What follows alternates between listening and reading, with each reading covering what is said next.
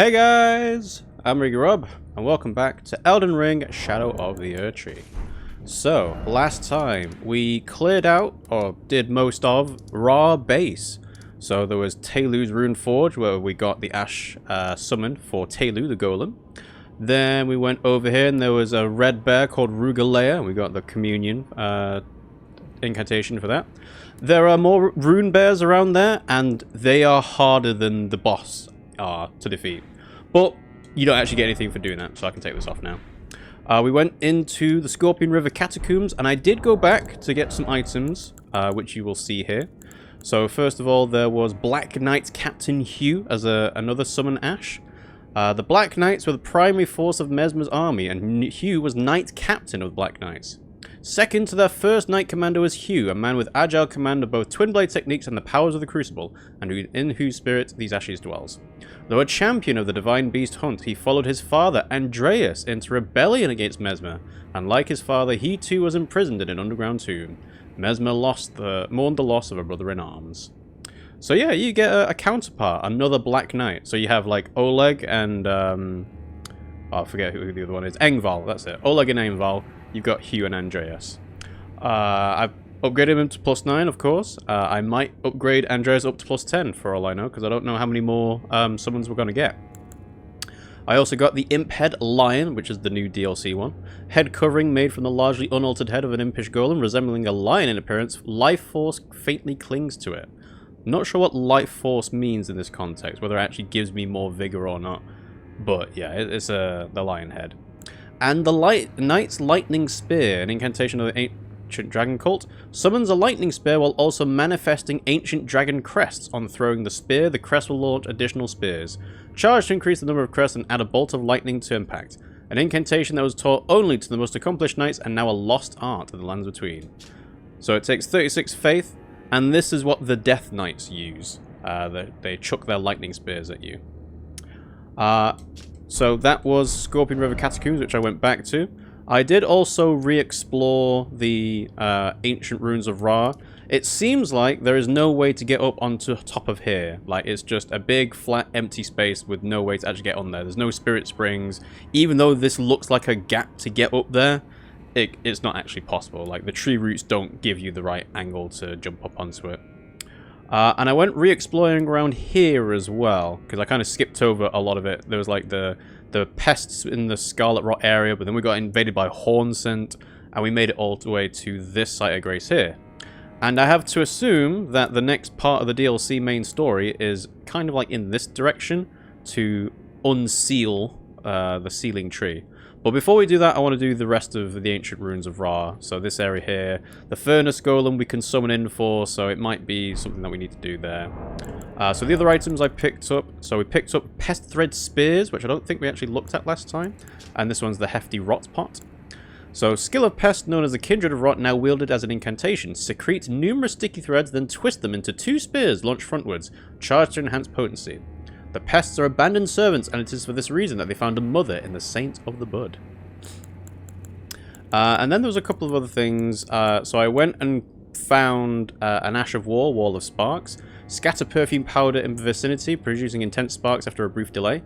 Can be charged to increase power and range. The properties of the sparks are determined by the perfume bottle used. I traded in Bale's Heart for Bale's Tyranny, even though it's 49 arcane, the other one was 53, and I might as well use it, right? And I also picked up Impenetrable Thorns from the Shadow Keep. So, a sorcery of those who abandoned the practice of incantations after devout faith rewarded them with only despair, but it takes 24 faith. The caster wounds their own flesh using impenetrable thorns grown from the scaly tree, which then sprouts from the earth.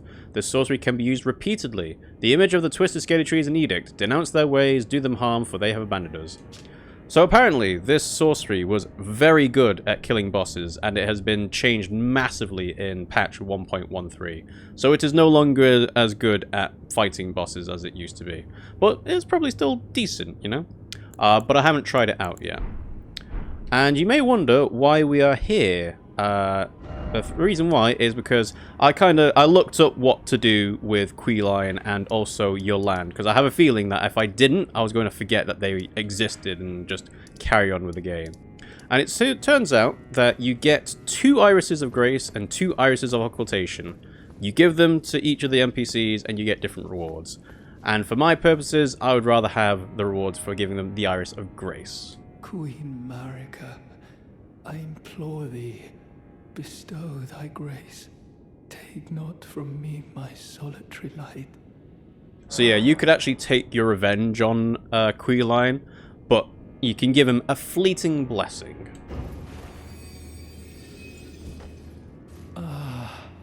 Queen Marika, dearest mother, I shall silence all who would trespass upon thy peace, as decreed by the grace of gold. No soul shall thy sanctity imperil. Fades away.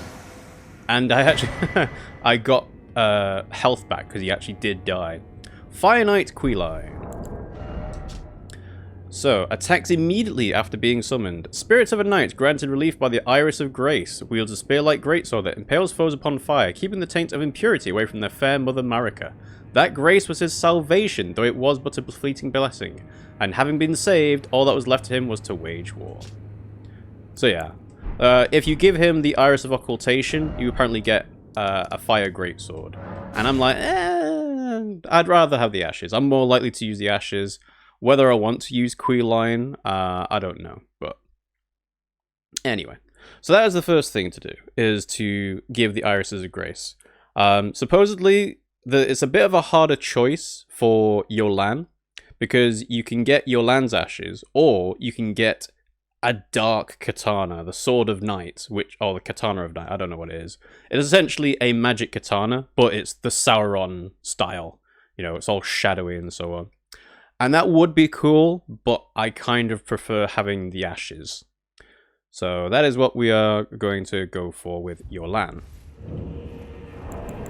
So I assume they are still where they are. And of course, I would rather give Jolan the gift of light, even if it is fleeting, because she wants to see the stars. So, hello, Jolan. The night is ever dark. And full of horrors. I need the stars.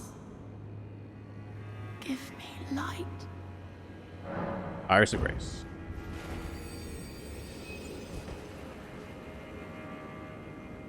Oh, it blinds, as if our night simply never was. See, that makes it feel like that's the wrong thing to do for her. Sword Hand of Night, Jolan.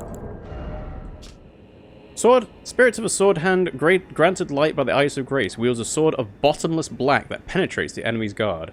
Though it was not by the shining star that she had longed for, thus was her night illuminated. But this was at times blinding light and threatened to expunge the night entirely.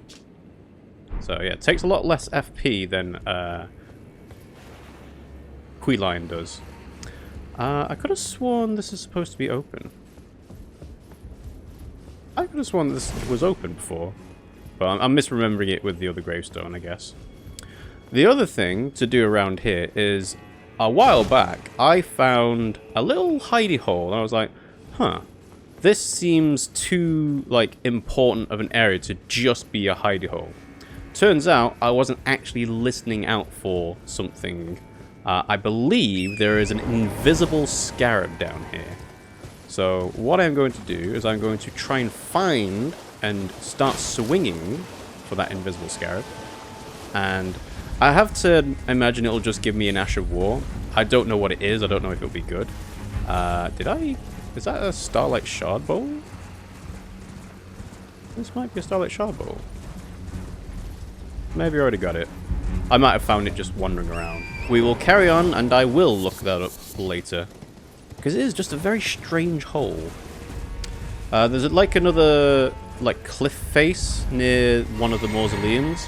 And I have a feeling that's a painting location, but until we do the thing that reveals the painting location, I don't think I can find that area yet. So I need to get out of here before I can zip on the map.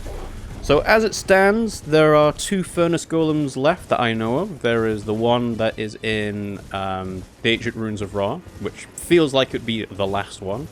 And there is the one in the Ruins of Unte, which I have not done yet. And I will sort of do that on stream as well, because I believe there is something weird with that as well in terms of how you clear out the ruins of Unte. But we will get to that in a little bit.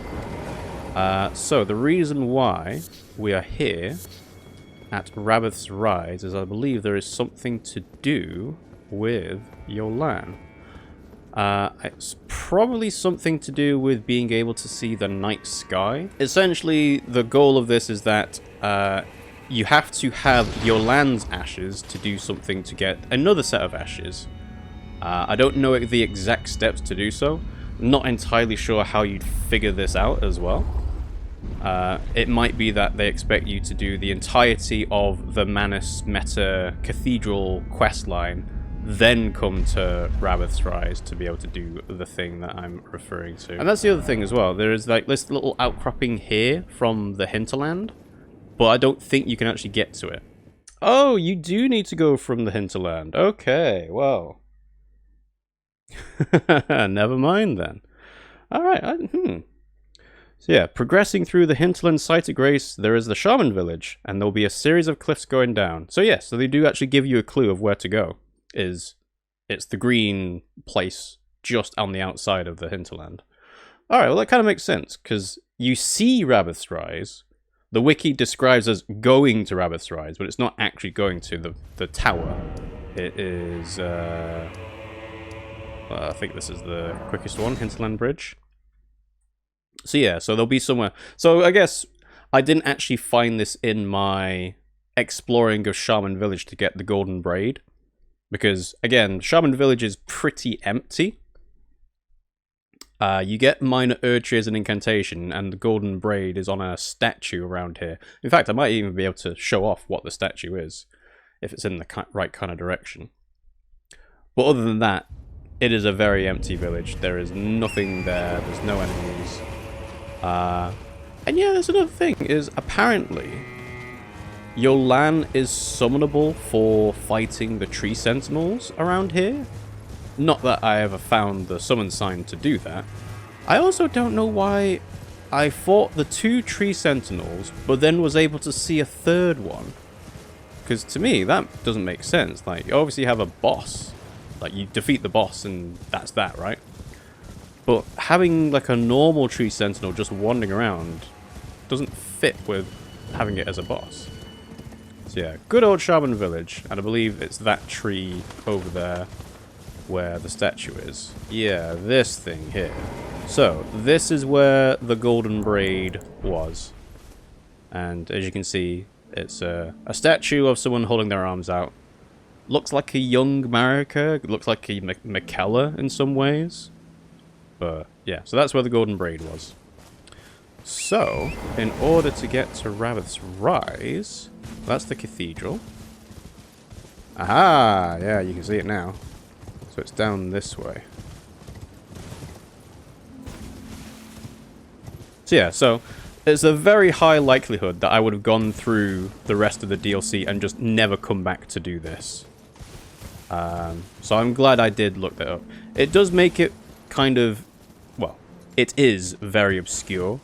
So I'm not sure how, well, I suppose what you do is you have players that will scrape the map in its entirety, like go everywhere, literally try to see everything, even if it's stuff you maybe seen before. And then, yeah, that's how, those are the people that write up entries on the wiki. Oh yeah, and there's Rabbath's Rise. Wait, yeah, so one more. Uh-huh. Wait. Is that actually a bridge? Oh, there, yeah, there's a little landing point in there. So it is Rabbath's Rise. Bit of a high drop, but... yeah, Rabbath's Rise. Examine Puppet. So this is Anna, I believe. And yeah, it's right above the lift.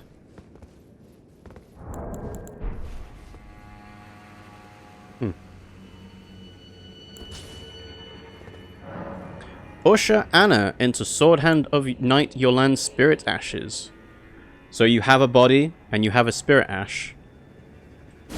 You combine the both. Jolan and Anna. Ushered Anna into Sword Hand of Night Yolan's Spirit Ashes. Because there's no fixing this as far as I can tell. Like, there's no Teolia's concoction that helps to relieve Anna. Oh, you can just take them out. That's weird. Jolan and Anna. Spirits of 2 Swords Hands of Nights, one of them being possessed by Count Ymir's doll, Anna. Together, Yolan's sword and Anna's claws are bottomless black and penetrate the enemy's guard. Jolan and Anna were born in a cold, dark jail where they were raised deprived of light to be Swords Hands of Night. Thus, they were cultivated to become the most terrifying masters of their blades, though the burden of the deed left their hearts frail and pliant. Oh, yeah. So, if it wasn't clear that Ymir was a bad guy, he literally had a puppet like Celevis did. So, Alright, so that has cleared those 2 things up. I am going to level up Jolan and Anna, because I've got Divine Warrior Ornis, I've got Black Knight Hugh, which I did upgrade. Ornis I think I have upgraded as well. There were the Spider Scorpion Ashes, which I'd kind of be like, it's nice for a theme, but they're not actually going to be useful in a fight, really. And then, yeah, there was the one we just picked up, Queeline. I don't have any money, because I didn't actually pick up my runes. Ah, well.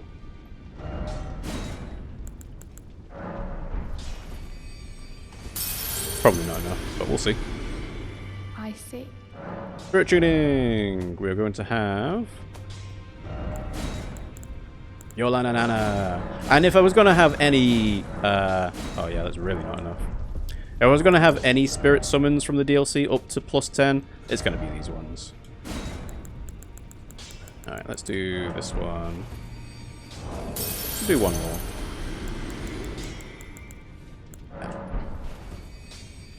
That should be enough.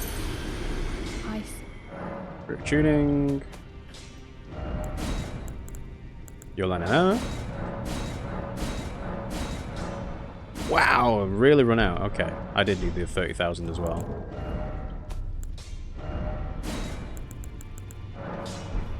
Alright, we will save upgrading Queeline for another time then, I guess. Because this is going to cost quite a bit. +9. Yeah, get him up to +10. Yeah. Cool. Alright. But we will try out the other summons first, I think. So, to the map. Alright, so, next thing on the list. Oh yeah, I can take this off because that was where the painting was, Domain of Dragons, so that's fine. I don't think there are any other markers that I've put down for things to note. Yeah, those are Spirit Springs. Oh yeah, I picked up an item here. And we will go here, as I've got a beacon on. But we want to explore the ancient ruins of Ra properly later. So let's do this. Castle Watering Hole. Alrighty, so we are at the ruins of Unte. I'm going to go ahead and start attacking this golem. Let's summon in Divine Warrior Ornis. Now. This guy should wake up. Oh, it's you. Okay. Alright, can I start attacking your legs now? Yeah. Alright, and then jump. Supposedly, Rolana's twin moons are actually very good for fighting furnace golems because you stay in the air for so long. Third one? No? Okay. Oh, that was the third one. Ornis? Where are you?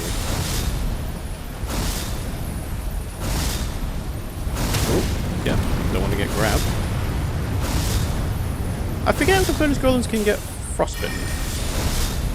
It would seem weird if they could, wouldn't it?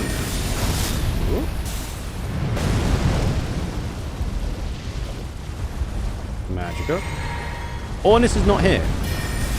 I summoned them in, and I'm trying to deal with this furnace golem, and then they just abandoned me.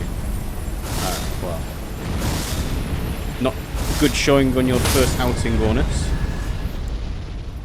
Going up again. Right. Didn't even summon Torrent in. There we go. heal up. Alright, so that's that. Switch to the weapon. Go for the head. Oh, I suppose as well, I've not actually checked whether I can do any Erdtree blessings or anything like that. Magic up. Big kick. No second. Okay. There we go. And then stamina come back. Big jump. Oh wow, I got hit by that. Jesus. Okay. What's this? Okay. More magic, please. Uh-oh. Yeah, I thought I had time. Oh, I got stuck underneath. Turret, no!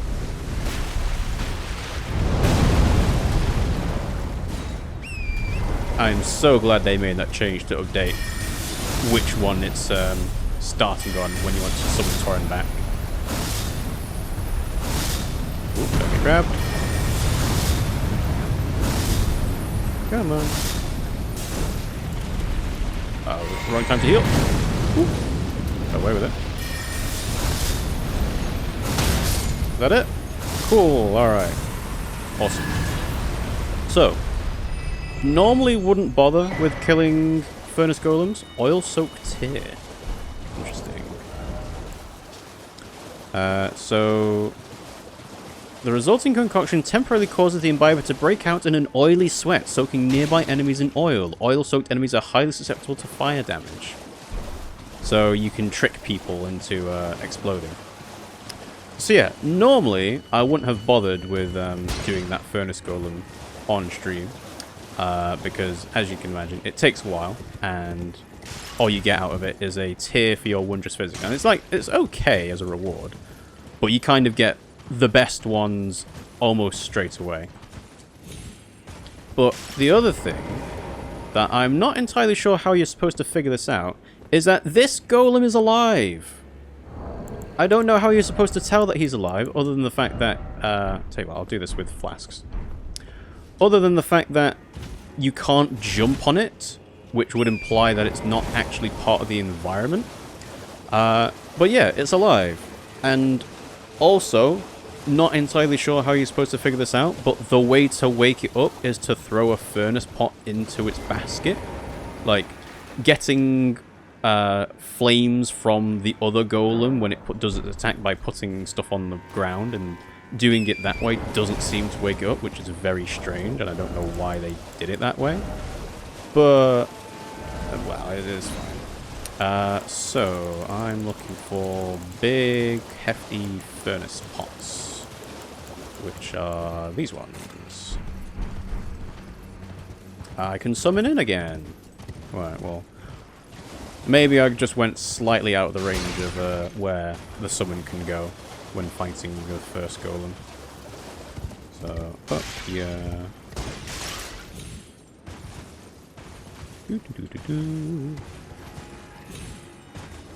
Alright.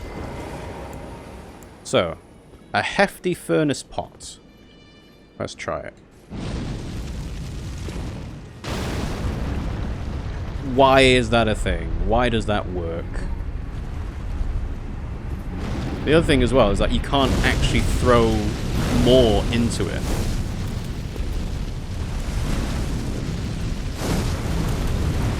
I know it's a bit dicey, but... Whoop. Yeah, it was too dicey to try that. But, as you can see, the way is open, so we can go inside, assuming that the golem stays awake. I can't imagine it wouldn't, because they die permanently, so if they're going to wake up, they should wake up permanently. So it'd be very strange if they made it that wasn't the case, but oh well. Also, something I've noticed is when you're playing the game on PC or PS5 or Xbox Series X, you don't get these loading screens and tips on them.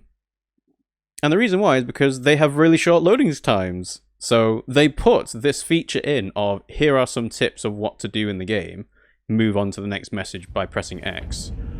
They did that because they knew the loading times were going to be a lot longer on the base PS4 and Xbox One and so on.